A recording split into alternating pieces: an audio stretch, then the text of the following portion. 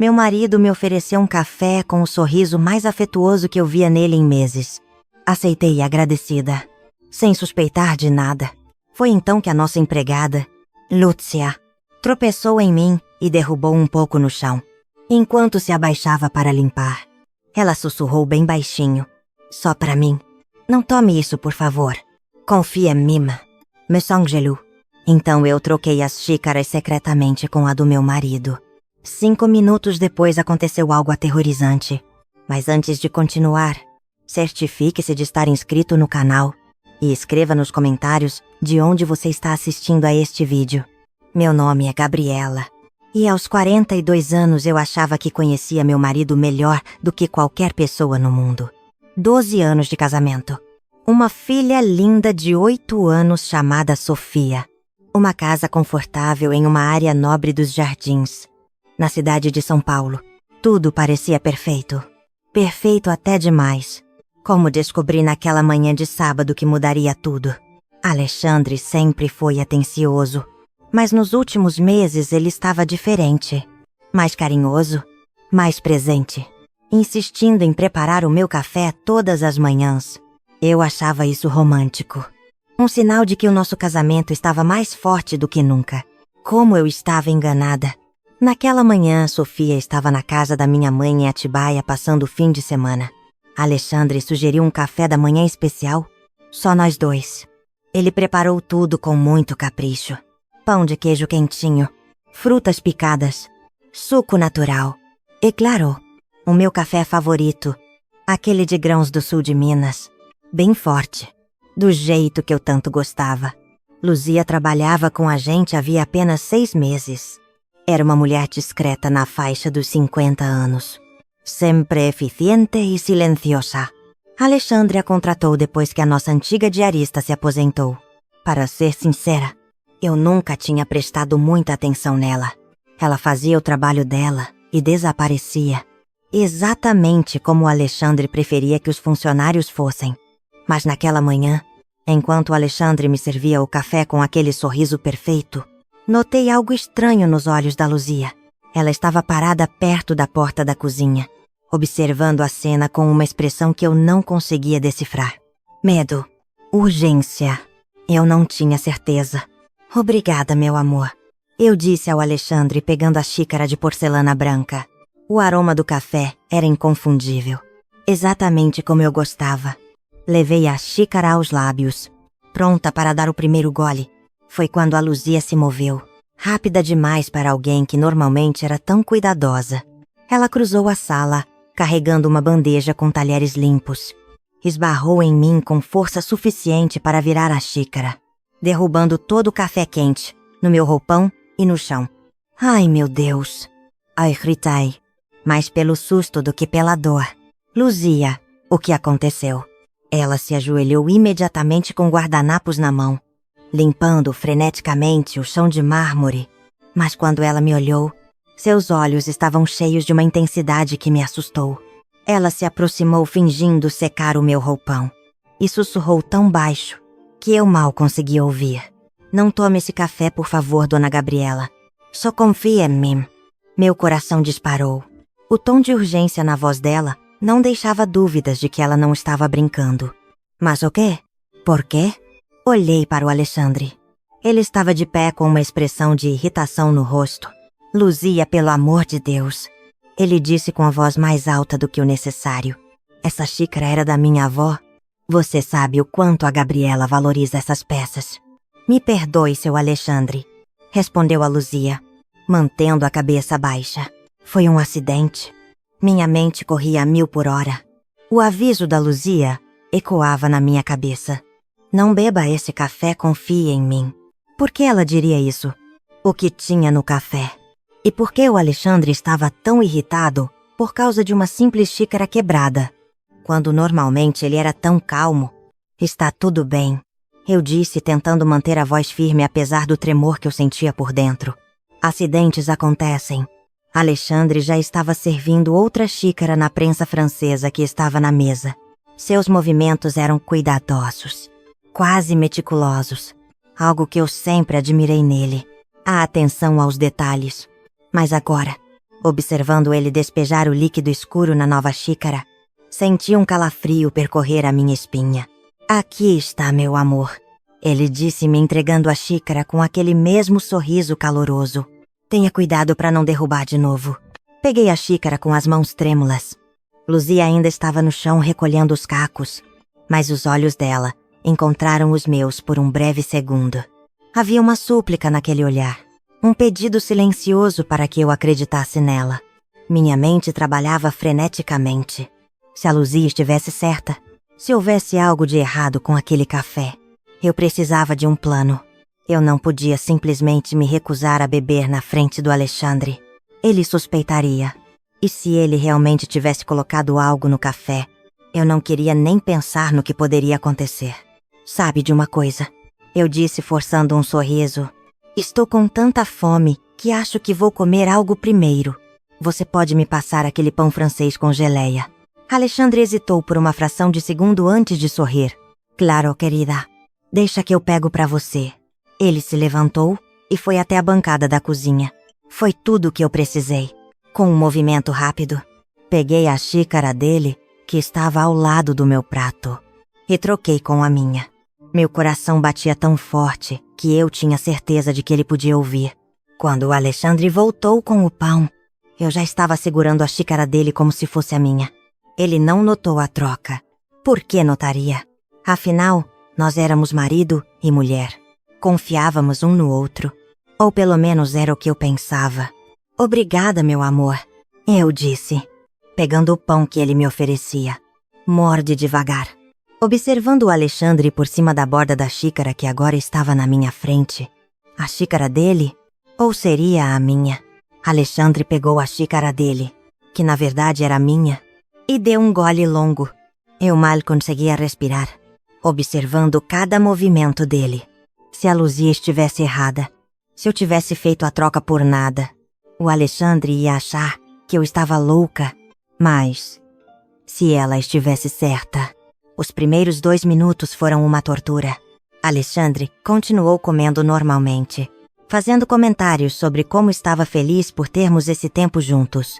Eu respondia no automático, meus olhos fixos nele, buscando qualquer sinal de que algo estava errado. Foi no 3º minuto que eu percebi. A mão dele tremeu levemente ao pegar outro pedaço de pão. Ele piscou várias vezes seguidas, como se estivesse com dificuldade para focar a visão. Você está bem? Eu perguntei, minha voz saindo mais aguda do que eu pretendia. Estou, ele respondeu, mas a voz dele soava estranha, um pouco arrastada. Só estou me sentindo um pouco tonto.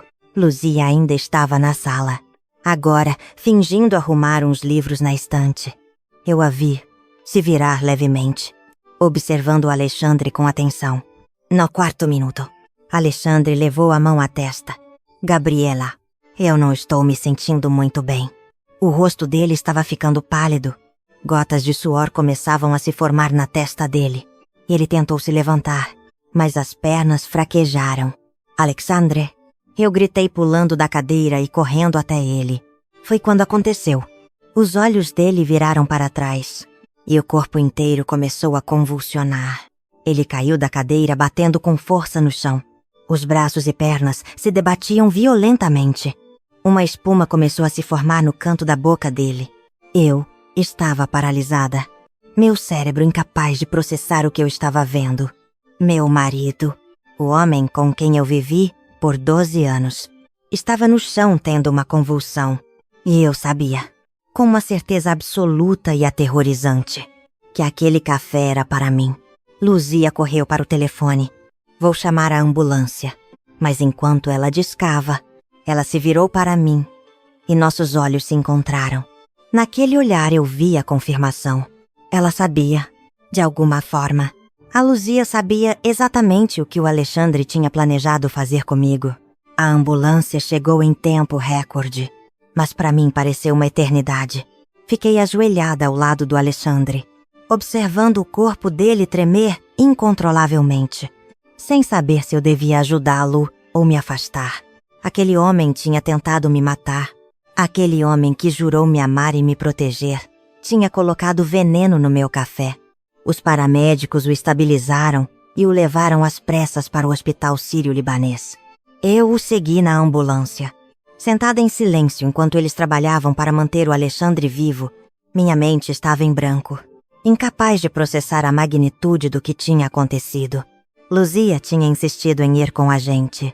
Ela não disse nada durante o trajeto, mas a presença dela era reconfortante de uma forma estranha. Aquela mulher que eu mal conhecia tinha acabado de salvar a minha vida. No hospital, Alexandre foi levado direto para a emergência. Eu fui conduzida a uma sala de espera fria, com paredes brancas e cheiro de desinfetante.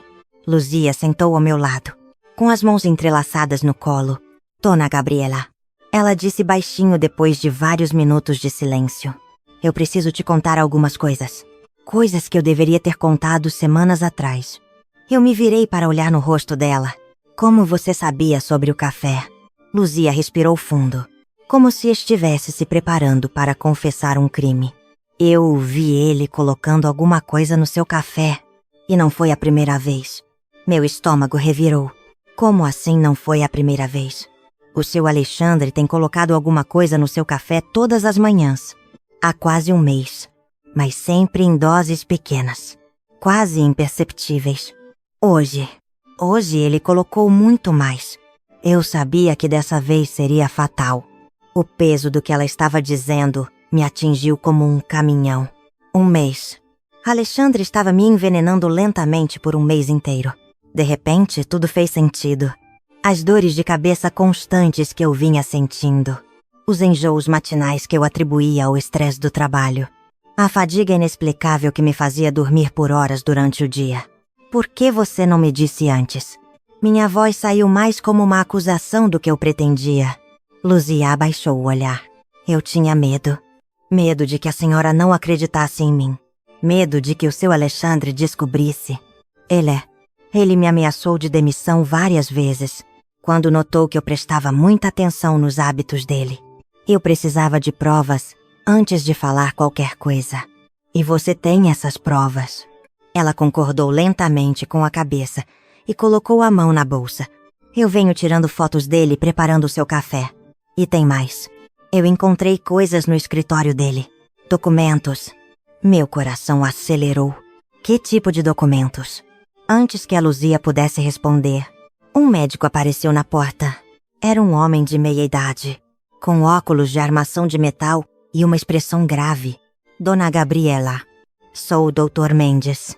Posso falar com a senhora em particular? Olhei para a Luzia, que se levantou imediatamente. Vou esperar aqui fora, Dona Gabriela. Quando ficamos sozinhos, o Dr. Mendes sentou na cadeira ao meu lado. Seu marido está estável, mas o estado é grave.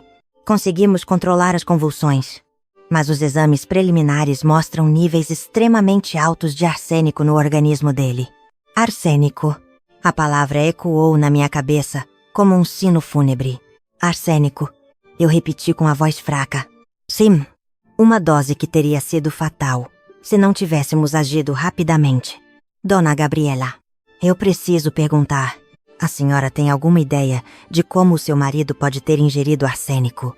Eu poderia ter mentido. Poderia ter fingido ignorância, para me dar tempo de processar tudo aquilo. Mas as palavras saíram antes que eu pudesse pensar melhor. Aquele café era para mim. O Dr. Mendes me olhou com uma expressão de choque e compreensão misturados. Como assim? Eu contei tudo para ele. Sobre como o Alexandre tinha preparado o café especialmente para mim. Sobre o aviso da Luzia. Sobre a troca das xícaras. O médico ouvia em silêncio, fazendo anotações de vez em quando. Dona Gabriela, ele disse quando eu terminei. Isso é muito sério. Vou ter que notificar a polícia. Se o que a senhora está dizendo for verdade, o seu marido tentou assassiná-la. Oi, Zay. E a senhora está se sentindo bem? Algum sintoma incomum? Pensei nas últimas semanas. Nas dores de cabeça. Nos enjoos. Na fólia. Eu venho me sentindo mal há algumas semanas. Dores de cabeça. Tonturas. Cansaço extremo. O rosto do Dr. Mendes ficou ainda mais tenso. Precisamos fazer alguns exames na senhora também. Se ele tem colocado arsênico no seu café há semanas, Como a sua funcionária sugere, a senhora pode ter níveis perigosos do veneno acumulado no organismo. A realidade do que ele estava dizendo demorou alguns segundos para afundar na minha mente. O Alexandre não estava apenas tentando me matar naquela manhã. Ele vinha me matando aos poucos, dia após dia, xícara após xícara, sorriso após sorriso. Fui levada para fazer uma bateria de exames de sangue. Enquanto a enfermeira colhia amostra após amostra, eu tentava processar tudo. 12 anos de casamento. Uma filha que nós amávamos. Uma vida que parecia perfeita. Tudo aquilo era mentira. Pensei na Sofia, minha menininha linda, com seus cachos castanhos e sorriso largo. Ela estava na casa da minha mãe, completamente alheia ao fato de que o pai dela estava numa cama de hospital, porque tinha tentado assassinar a mãe dela. Como eu explicaria isso para ela? Quando voltei para a sala de espera, a Luzia ainda estava lá, agora acompanhada por 2 investigadores da Polícia Civil. Um era um homem alto na faixa dos 50 anos, com cabelos grisalhos e uma expressão cansada. A outra era uma mulher mais jovem, talvez uns 40 anos, com olhos afiados que pareciam não perder nenhum detalhe. Dona Gabriela. O detetive se levantou quando me viu. Sou o detetive Ricardo, e esta é a detetive Amanda. O hospital nos informou sobre a situação. Podemos conversar. Passamos a hora seguinte em uma sala particular, onde eu relatei tudo novamente. Luzia mostrou aos detetives as fotos que tinha tirado do Alexandre preparando meu café. Imagens que mostravam claramente ele colocando algo de um pequeno frasco no líquido escuro. De quando são essas fotos? Perguntou a detetive Amanda. Das últimas 3 semanas, respondeu a Luzia. Comecei a registrar tudo quando notei o padrão. E os documentos que a senhora mencionou? Perguntou o Ricardo. Aqueles que encontrou no escritório. Luzia hesitou, me olhando como se pedisse permissão. Concordei com a cabeça. Incapaz de falar, ela tirou da bolsa um envelope pardo grosso. Eu encontrei isso escondido na gaveta trancada da mesa dele. Consegui a chave quando ele estava no banho. A detetive Amanda abriu o envelope e começou a examinar o conteúdo. A expressão dela foi ficando cada vez mais sombria à medida que lia. Dona Gabriela, ela disse finalmente. Seu marido contratou um seguro de vida no seu nome há 6 meses, no valor de 10 milhões de reais, com ele como único beneficiário. A sala girou ao meu redor. 10 milhões de reais. Alexandre tinha colocado um preço em mim. 10 milhões. E tem mais. Continuou a Amanda. Há documentos aqui mostrando que ele transferiu grandes quantias da conta conjunta de vocês para contas pessoais. Mais de 1,5 milhão de reais nos últimos 4 meses. 1,5 milhão. Dinheiro que eu nem sabia que estava faltando.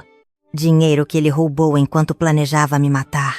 Também há, acrescentou o Ricardo folheando os documentos, o que parece ser um segundo testamento ainda sem assinatura, onde ele deixa tudo para uma mulher chamada Valéria. A senhora conhece esse nome? Valéria.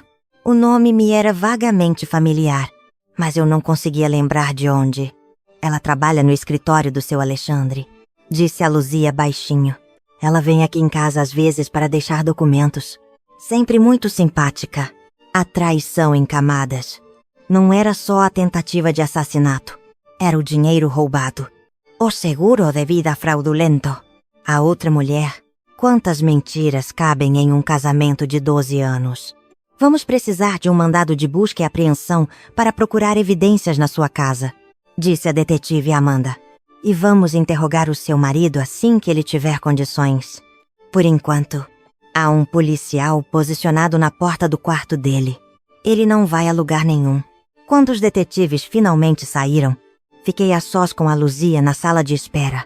O silêncio entre nós era pesado, cheio de perguntas não feitas e verdades difíceis de encarar.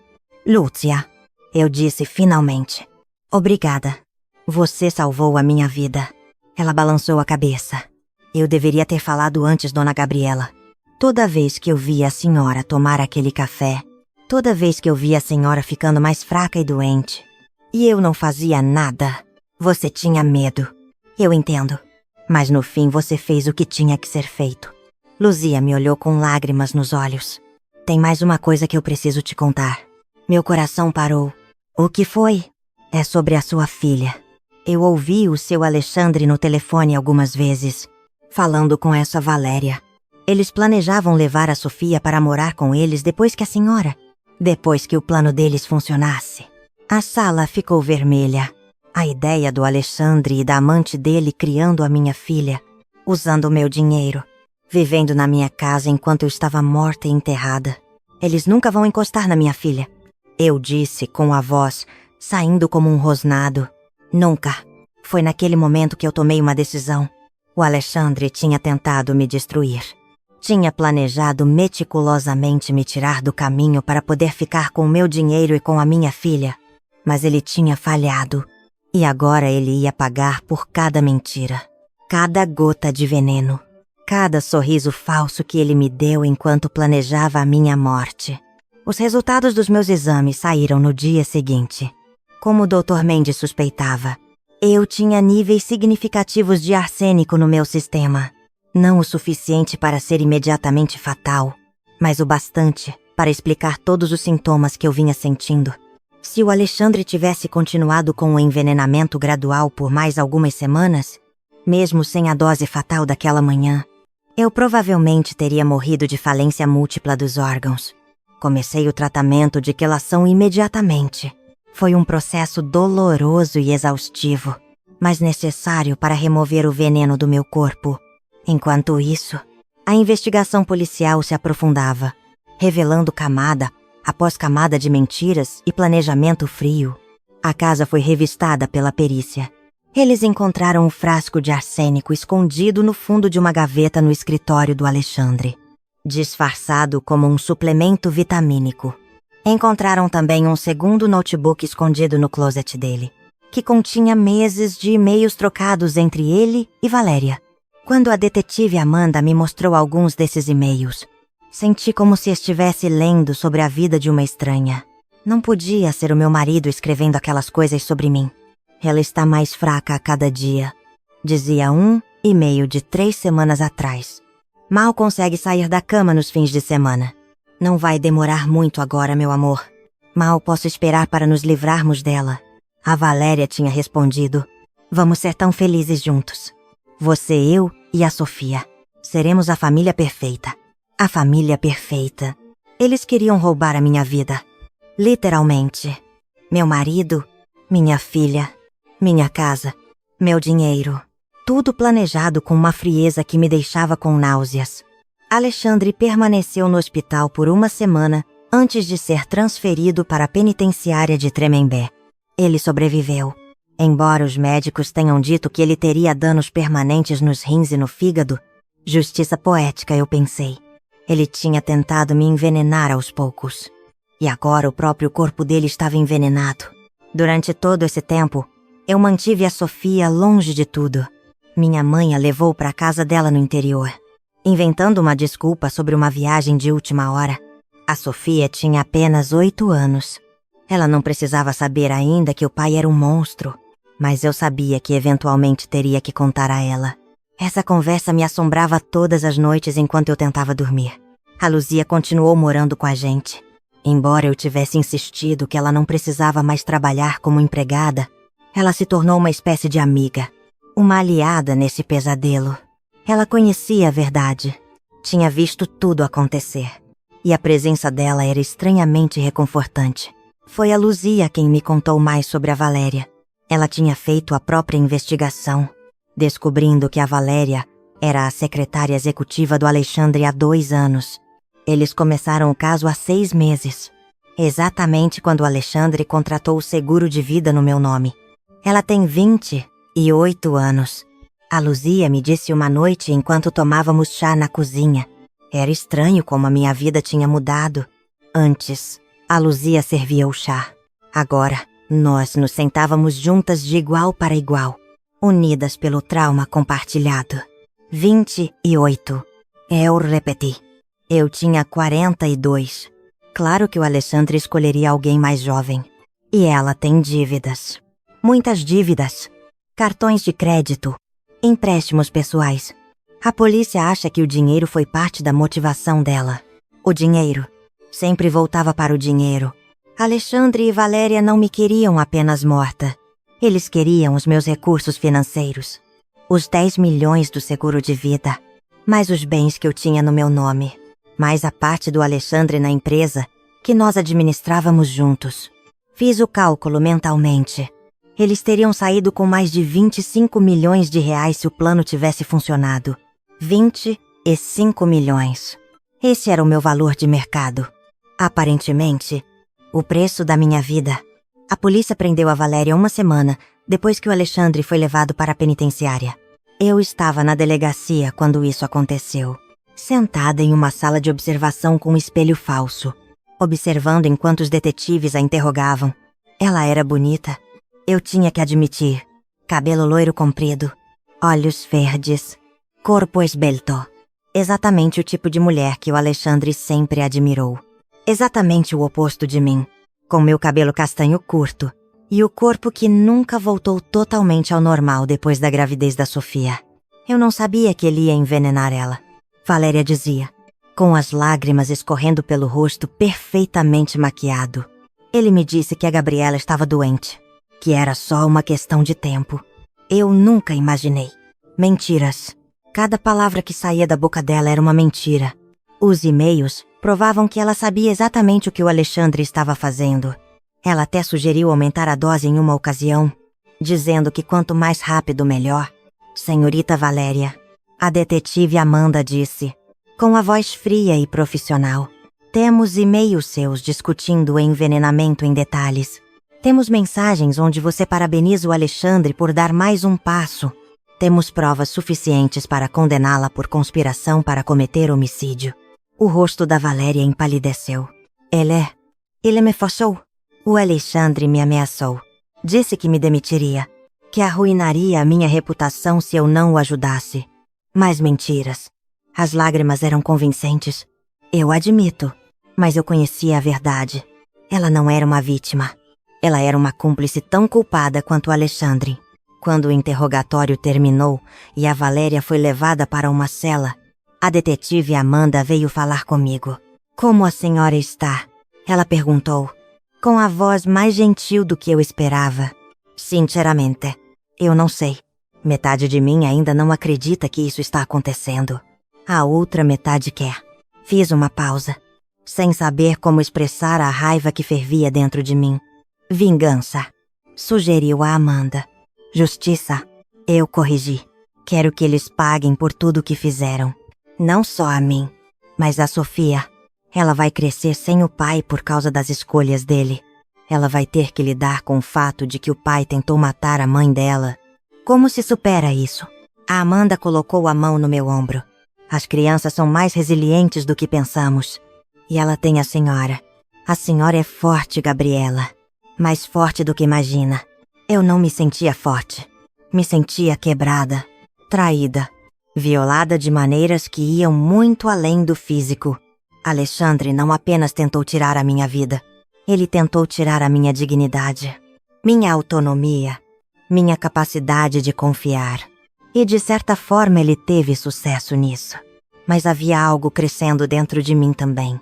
Não era só raiva, embora houvesse muita raiva. Era determinação. Alexandre e Valéria tinham me subestimado. Eles acharam que eu seria uma vítima fácil. Uma esposa boba que nunca suspeitaria de nada. Eles estavam enganados. Nos dias seguintes, eu comecei a reconstruir a minha vida. Primeiro, mudei todas as senhas de todas as contas. Contratei um advogado especialista em direito de família para iniciar o processo de divórcio. Contratei um contador forense para rastrear exatamente quanto dinheiro o Alexandre tinha roubado das nossas contas conjuntas. O número final foi chocante. 2 milhões de reais. Ele tinha criado contas bancárias falsas, transferido dinheiro em pequenas quantias para não levantar suspeitas, usado cartões de crédito no meu nome para comprar presentes para a Valéria, joias, roupas, até uma viagem para o Nordeste que eles fizeram há 2 meses. Enquanto eu estava em casa doente, sendo envenenada, O meu advogado me garantiu que conseguiríamos recuperar tudo no processo de divórcio. Mas não era sobre o dinheiro, era sobre o princípio. O Alexandre tinha me roubado de todas as maneiras possíveis. E eu ia garantir que ele pagasse por cada centavo. A preparação para o julgamento consumiu os meus dias. O Ministério Público construía um caso sólido contra o Alexandre e a Valéria. Tentativa de homicídio, estelionato, furto. A Luzia seria uma testemunha crucial, assim como os e-mails, as fotos, os registros bancários. Mas a prova mais incriminadora era o próprio Alexandre. Quando ele finalmente foi interrogado, depois de se recuperar o suficiente para falar, ele tentou alegar que tudo tinha sido ideia da Valéria, que ela o manipulou, o seduziu, o convenceu de que eu era um obstáculo para a felicidade deles. Os promotores não compraram a história. Os e-mails mostravam claramente que o Alexandre era o cérebro do plano. Ele pesquisou sobre o arsênico, comprou o veneno, decidiu as doses. Valéria era cúmplice, sim, mas o Alexandre era o arquiteto do meu assassinato. 3 meses depois daquela manhã de sábado que mudou tudo, finalmente trouxe a Sofia para casa. Ela tinha passado todo esse tempo com a minha mãe, protegida da tempestade que devastou a nossa família. Mas chegou o momento de contar a verdade. Sentei com a Sofia no quarto dela, rodeada pelos ursos de pelúcia e pôsteres das princesas favoritas dela. Ela tinha apenas 8 anos, mas os olhos castanhos me olhavam com uma maturidade que partia o meu coração. Mãe, onde está o papai? Ela perguntou direto ao ponto. Como sempre. A vovó disse que ele estava viajando a trabalho. Mas já faz muito tempo. Respirei fundo. Não havia jeito fácil de fazer isso. Sofia, meu amor, eu preciso conversar com você sobre uma coisa muito séria. O seu pai. Ele fez umas coisas muito ruins. Coisas que machucaram a mamãe. Os olhos dela se arregalaram. Ele te bateu? Não, querida. Ele tentou. Minha voz falhou. Como você diz para uma menina de 8 anos que o pai dela tentou matar a mãe dela? Ele tentou me machucar de um jeito que poderia ter me afastado de você para sempre. Quando contei toda a verdade para Sofia, vi o instante exato em que sua infância mudou para sempre. Abraçada ao seu urso de pelúcia, ela perguntou, com a voz quase inaudível, se o próprio pai realmente queria que eu morresse. Respondi que sim, mas expliquei que as pessoas às vezes fazem escolhas terríveis. Não consegui dizer que ele nunca a amou, porque nem eu tinha essa resposta. Preferi dizer que Alexandre a amava da forma limitada que era capaz, embora tivesse destruído nossa família por causa da ganância. Os dias seguintes foram difíceis. Sofia começou a fazer terapia para lidar com o trauma, enquanto Luzia passou a ser muito mais do que uma funcionária. Ela se tornou parte da nossa família, alguém que arriscou a própria vida para salvar a minha. Sem ela, eu jamais teria descoberto que estava sendo envenenada.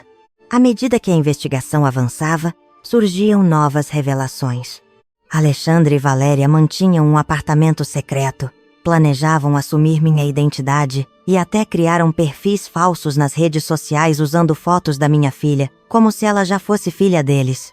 Também descobri que Alexandre desviava dinheiro da empresa havia mais de 1 ano, roubando milhões enquanto eu confiava cegamente nele. Antes do julgamento, conversei longamente com Luzia. Ela me disse que Alexandre havia tirado minha inocência, mas não minha força. Explicou que desconfiou dele, ao perceber que eu sempre passava mal depois de tomar o café preparado por ele. Mesmo sabendo do perigo, decidiu permanecer ao meu lado porque acreditava que alguém precisava nos proteger. Naquele momento, compreendi que pequenos gestos de bondade podem mudar destinos. Anos antes, eu havia ajudado sua família quando sua filha ficou gravemente doente. Agora, era ela quem estava salvando a minha vida. O julgamento começou diante de um tribunal lotado. Alexandre apareceu algemado, mas ainda carregava no olhar a mesma frieza de sempre. Valéria tentou parecer uma jovem inocente manipulada pelo amante, porém as provas contavam outra história. O promotor apresentou fotografias, exames toxicológicos, registros financeiros e dezenas de e-mails trocados entre os dois. Luzia prestou um depoimento emocionante, explicando que viu Alexandre colocar arsênico no meu café durante semanas. Disse que teve medo de falar sem provas, por isso registrou tudo cuidadosamente até encontrar a oportunidade de me alertar. Quando chegou minha vez de depor, revivi o pior dia da minha vida. Contei como troquei as xícaras de café depois do aviso de Luzia e como Alexandre acabou ingerindo o próprio veneno. Também expliquei que todas as dores de cabeça, enjoos e cansaço que eu vinha sentindo eram consequência do envenenamento lento que sofri havia semanas. A defesa tentou me fazer parecer uma esposa distraída, incapaz de perceber a traição do marido. Respondi que confiar não era um defeito. O erro não foi amar meu marido, mas ele usar esse amor para tentar me destruir. A estratégia de Valéria também desmoronou. O promotor exibiu um e-mail em que ela reclamava da demora para minha morte e sugeria aumentar a dose do veneno. O silêncio tomou conta do tribunal. Ficou claro que ela não era uma vítima, mas uma participante ativa do plano. Outra testemunha surpreendeu a todos. Carla, ex-esposa de Alexandre. Ela revelou que também havia sofrido manipulação psicológica durante o casamento. Contou que ele fazia questão de fazê-la duvidar da própria memória e da própria sanidade, comportamento conhecido como gaslighting. Ao ouvi-la, percebi que aquele padrão de abuso existia muito antes de eu entrar na vida dele. Depois de semanas de julgamento, o júri levou poucas horas para decidir. Alexandre foi considerado culpado por todas as acusações e condenado a 30 anos de prisão. Valéria recebeu 25 anos. Quando ouvi a sentença, não senti alegria. Apenas um enorme vazio. A justiça havia sido feita, mas ela não podia devolver os anos perdidos nem apagar a dor causada pela traição. Com o passar dos meses, concentrei todas as minhas forças em reconstruir nossa vida. Sofia continuou a terapia e, aos poucos, voltou a sorrir. Luzia permaneceu morando conosco, não como empregada, mas como alguém da família. A empresa prosperou sem Alexandre desviando recursos e consegui implementar mudanças que sempre desejei fazer. Também transformei minha experiência em propósito. Passei a dar palestras para mulheres vítimas de violência psicológica e abuso patrimonial, mostrando que elas não estavam sozinhas. Depois, fundei o Instituto Gabriela, oferecendo apoio jurídico, médico e psicológico para mulheres que enfrentavam situações parecidas com a minha. Luzia tornou-se diretora do Instituto e ajudou inúmeras famílias a recomeçar. Anos depois, recebi uma carta escrita por Alexandre da prisão. Ele dizia estar arrependido, afirmava que eu havia vencido e pedia apenas que um dia Sofia soubesse que ele a amava. Li cada palavra com sentimentos confusos.